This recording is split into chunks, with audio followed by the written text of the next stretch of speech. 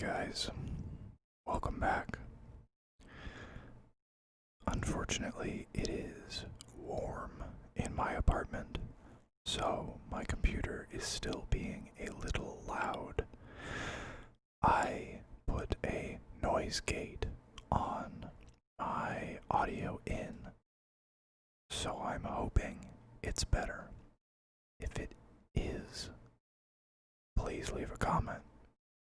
If it's not, please leave a comment. Just give me some feedback about the background noise, because I was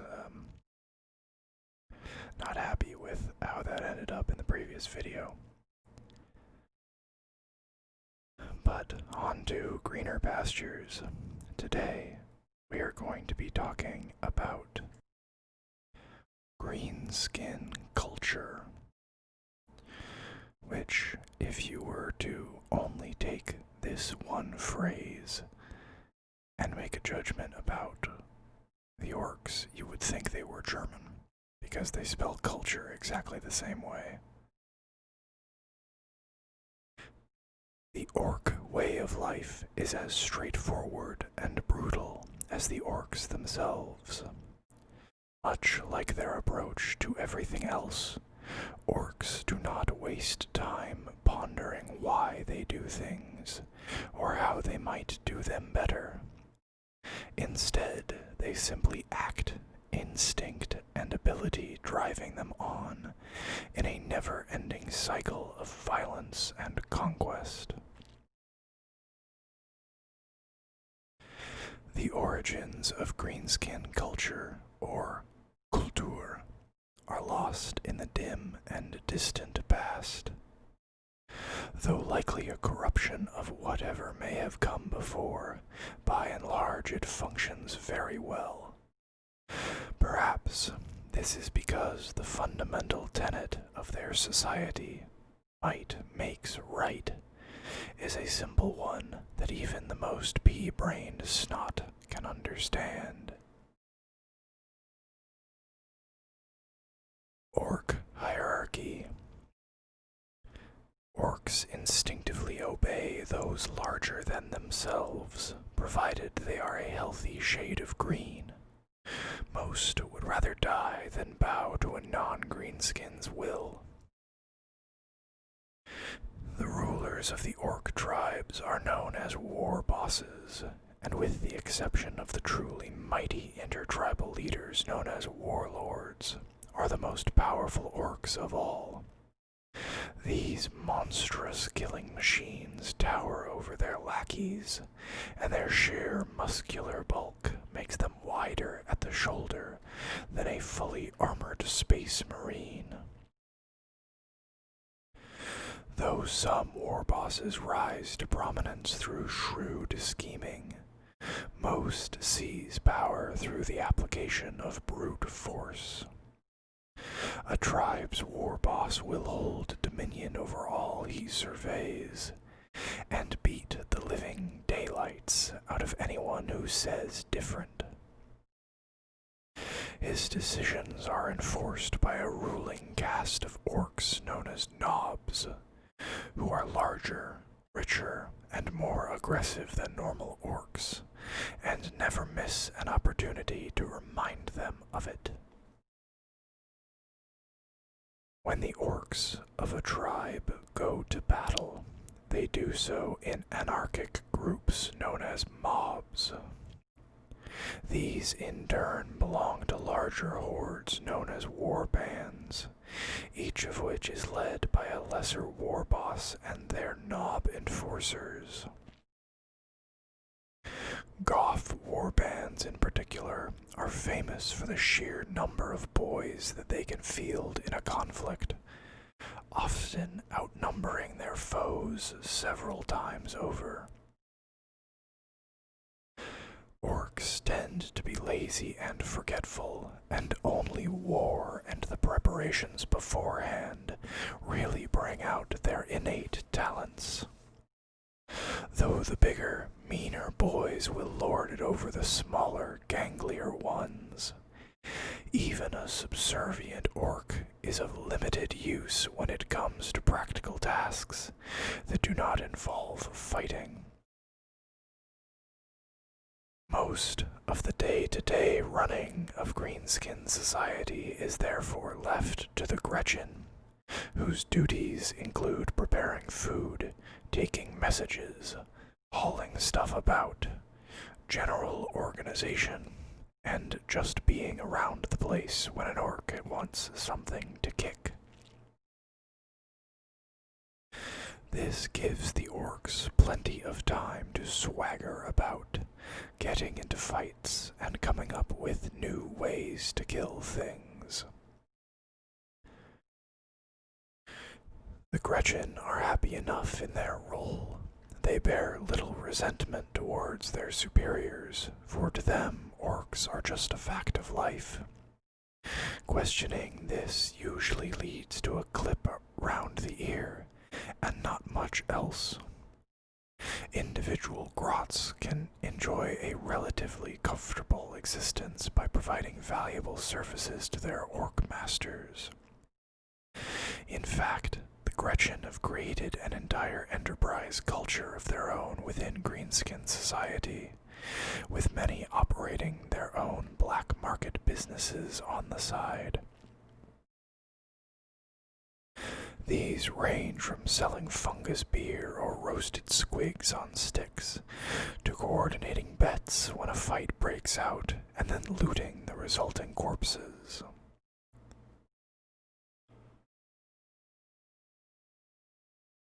A life of conflict.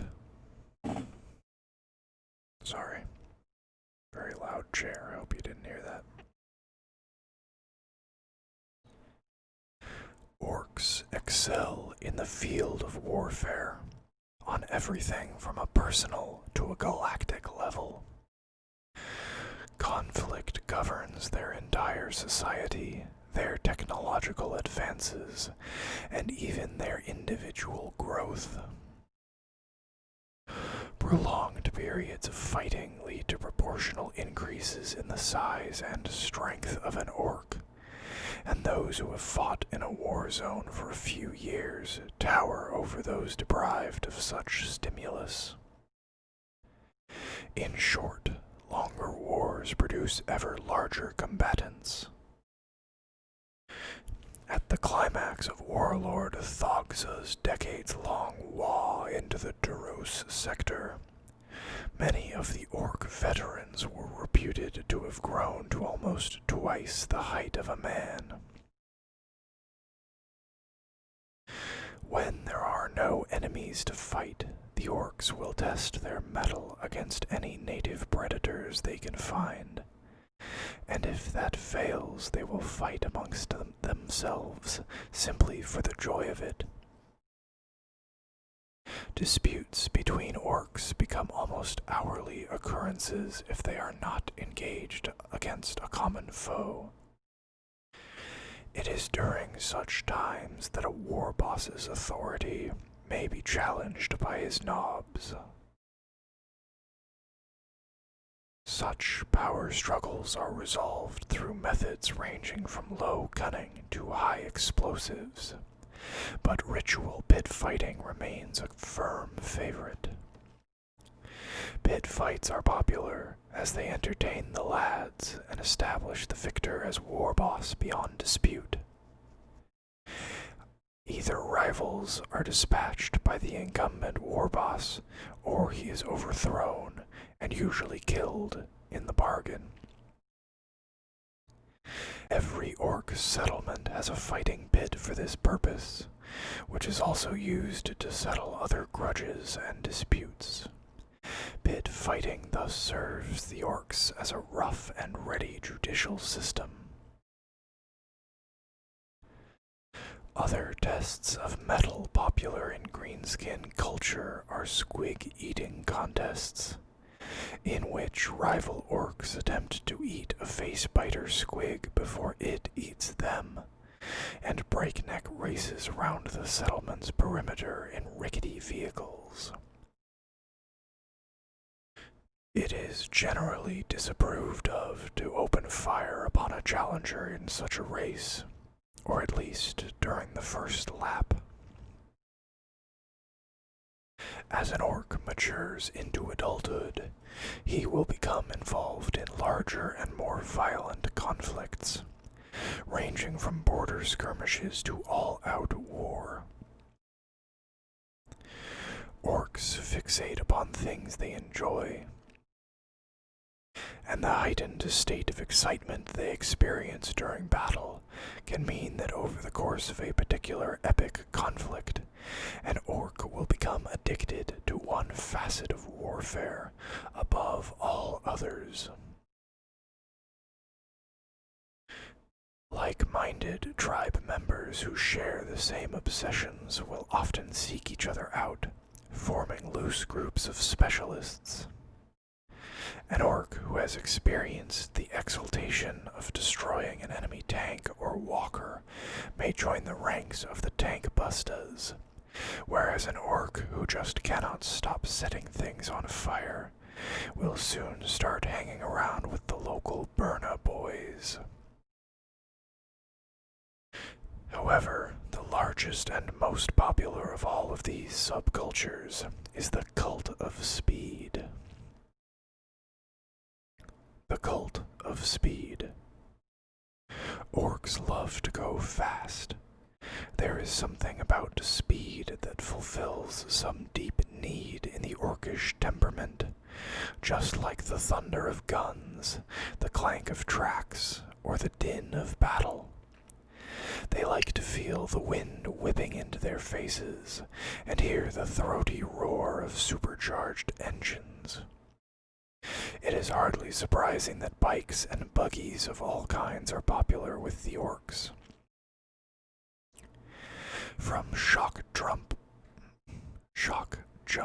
dragstas and boom daka snaz wagons to burly rucka truck squig buggies and swarms of hurtling war bikes, many greenskins will happily leap aboard any vehicle with the capacity to move fast and blow things to bits. These up-gunned vehicles may not be as sturdy as those used by the Imperium, but they can be built easily from readily available battlefield scrap, can pack a massive amount of firepower, and, most importantly of all, they can achieve truly suicidal velocities. Those orcs who become addicted to the sensation of going fast will most likely find their way into the Speed Freaks, a cult whose members rarely, if ever, leave the saddle.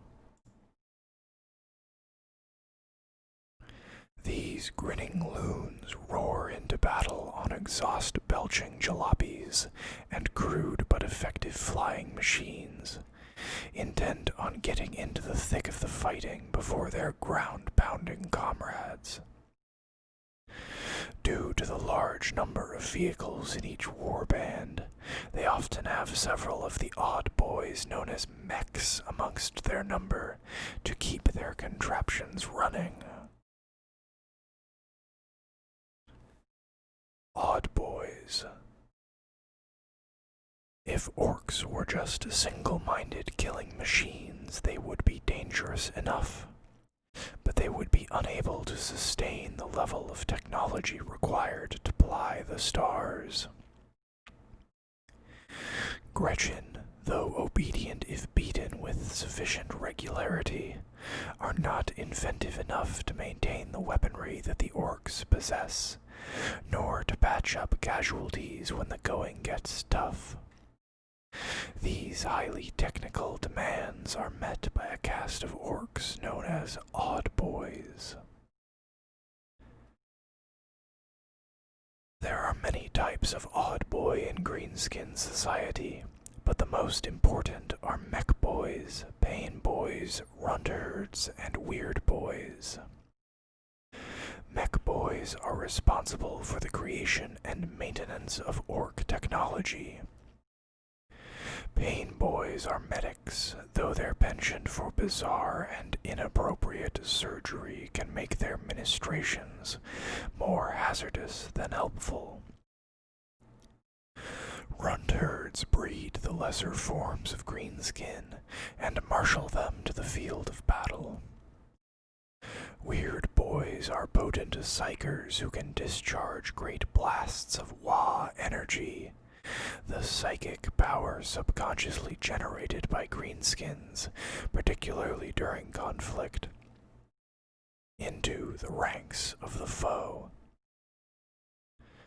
Although it may seem strange to humans, these odd boys all possess an innate understanding of their fields of expertise without having to be taught.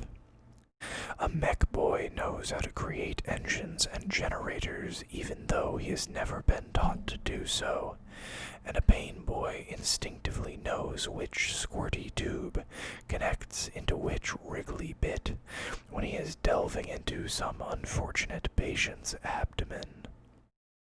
If asked where this knowledge comes from, an odd boy might reply that it was in his blood all along. It has been suggested that the abilities of orcs to build machines, practice medicine, or even use psychic powers are passed down through the generations on a primordial biological level, perhaps a legacy left to them by their legendary brain boys. No studies of the greenskins have ever successfully determined how this process works, or indeed if it exists at all.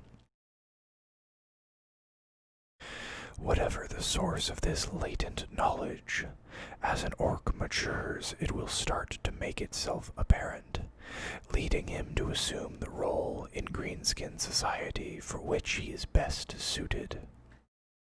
Should he lack any specialist knowledge, the orc will happily join the vast throng of boys at the heart of each tribe, and content himself with a life of murder and mayhem.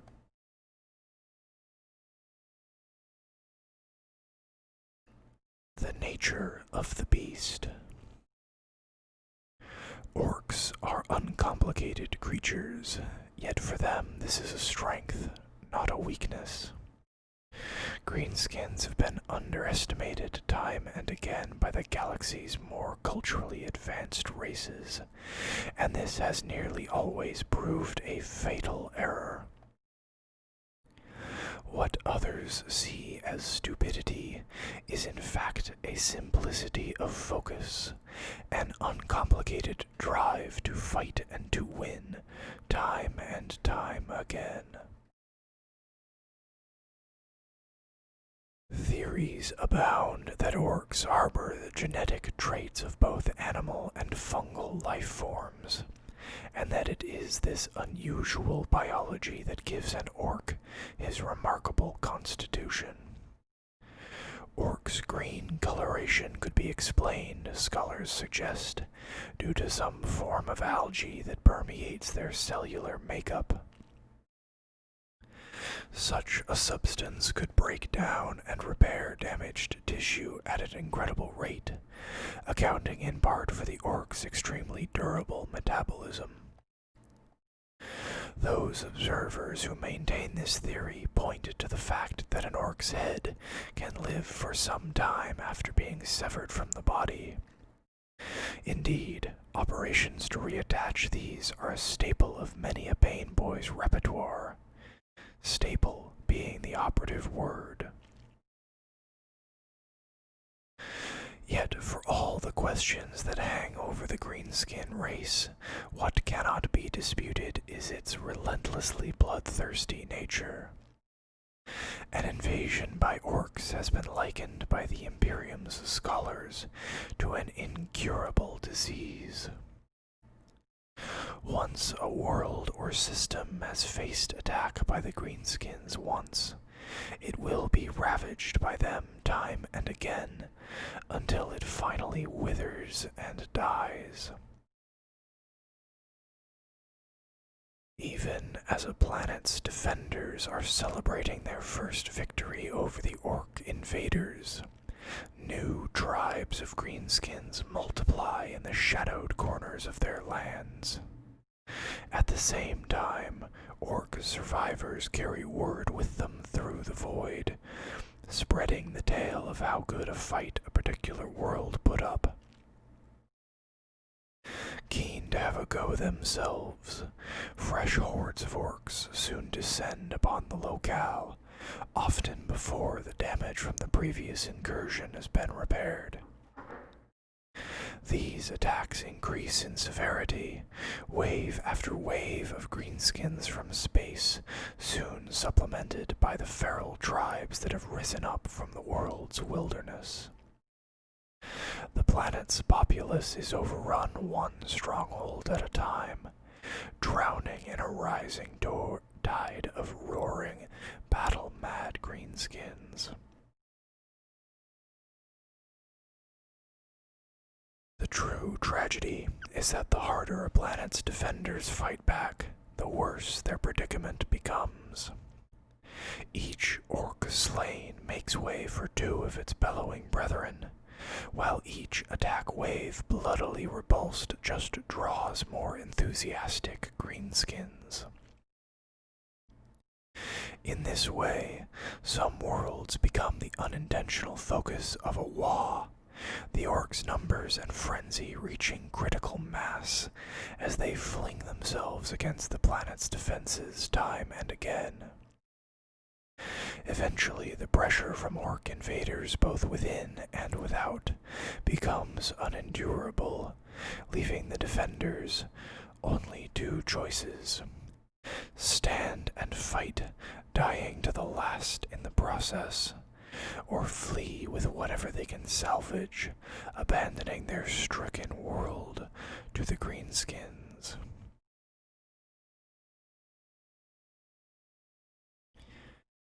The advent of the Great Rift has taken even this stark choice from many of those planets invaded by the orcs.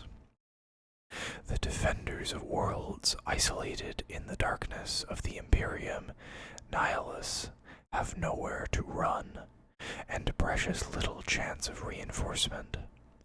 Thus they can only stand their ground, trapped behind their own barricades, and forced into a war of attrition that they cannot possibly win. With fierce battle raging across the entire galaxy between the servants of chaos and the forces of the disparate stellar races, a number of hotly contested war zones have been thrown into absolute anarchy by the sudden arrival of an orc war. In these cases, both sides of the conflict, already stretched to capacity by their efforts to annihilate and resist annihilation, are fallen upon with reckless abandon by the belligerent greenskins. The results are horrific. Grand strategies collapse in a matter of hours as the orcs smash everything in their path. Hard-won supply lines are severed, and long-defiant worlds overrun. Even should the warring parties take their hands from around one another's throats long enough to fight back against the orc invaders, it is inevitably too late. Soon enough, all resistance from both parties is crushed, leaving the barbaric greenskins to loot the wreckage of their victims' shattered ambitions. And that is where we are going to not stop this video, because the next section is actually somewhat brief. So, we are going to move on to the Orc Gods. The orcs do not worship their gods in the way that other races do. They do not have priests or raise grandiose temples, but instead honor their deities by hurling down the idols and shrines built by others. What effigies the orcs build are towering walkers, around whose metal feet the greenskins surge into battle, offering praise only of the most instinctive and gestalt kind. The orcs are a powerful force in the galaxy, their character traits having a reflection in the warp. Sorry, let me start over. The orcs are a powerful force in the galaxy, their character traits having a reflection in the warp, just like the impulses and emotions of humanity and the Eldari. These attributes are made manifest in the belligerent Orc Gods known as Gork and Mork. The orcs say that Gork is brutal but cunning, and Mork is cunning but brutal. Gork and Mork are divine powerhouses, deities so strong that they are never truly defeated. They simply shrug off the attacks of other gods with a raucous laugh. Gork grins, bares his long teeth, and lands a mighty blow on his adversary's head with a spiked club the size of a comet. Mork, always the sneaky one, waits until his foe is not looking before clobbering him with a low blow. An idea of the appearance of the Orc Gods can be gained from looking at Gargants and Stompas, towering machines constructed in the image of Gork, or possibly Mork. The mech boys create these titanic engines of war to capture the essence of orkiness in mechanical form, and as such they serve as potent religious idols. To the greenskins, these clanking behemoths behave very much like their gods, lumbering about and leaving a trail of devastation in their wake. They go where they please and never shun a fight.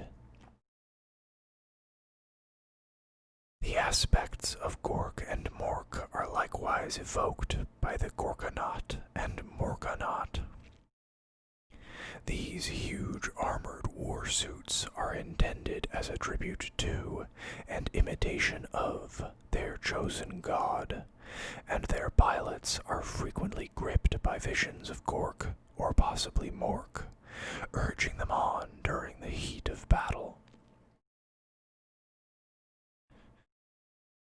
Now that Gork's grin has split the stars, the war cries of the Ork Gods ring out louder and clearer. Visions of battle and carnage flash through the mind of every greenskin.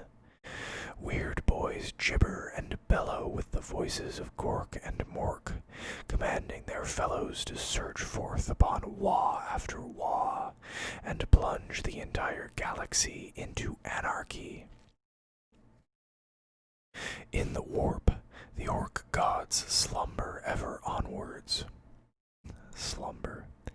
In the warp, the Ork Gods lumber ever onwards along their metaphysical warpath, sweeping away tides of demons with every gleeful blow. They know that soon the veil will split asunder altogether, and then at last they will burst forth from the immaterium to lead their entire race in an apocalyptic crusade known as the Great Wa. Gork, brutal but cunning.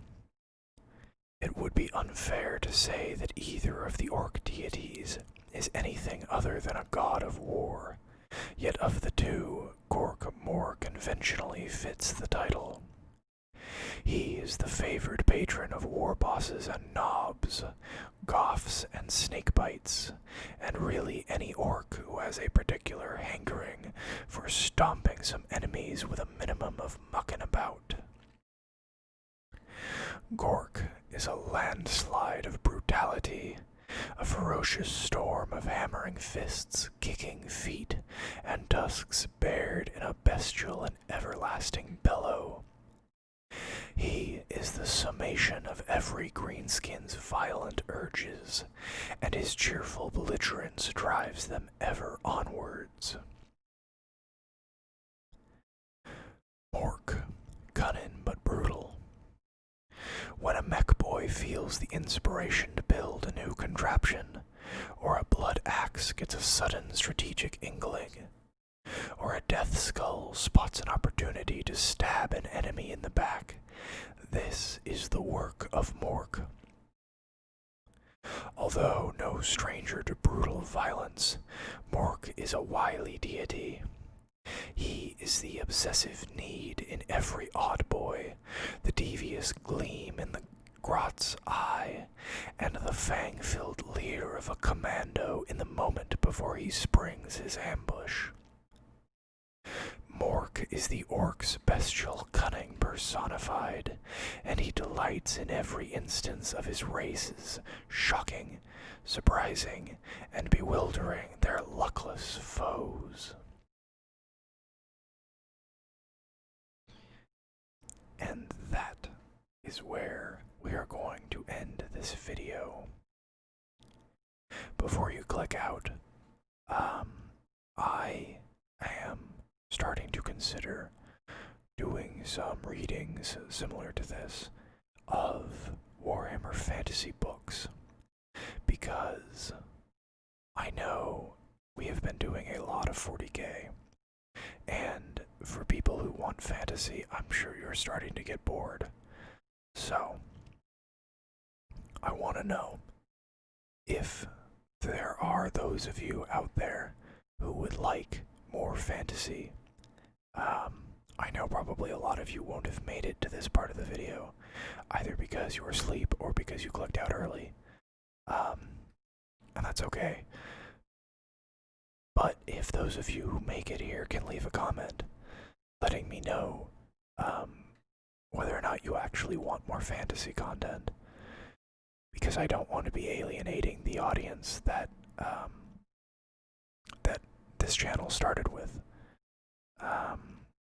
I want to make this a place where anybody who's interested in a Games Workshop property can come, and not just have to rely on old videos.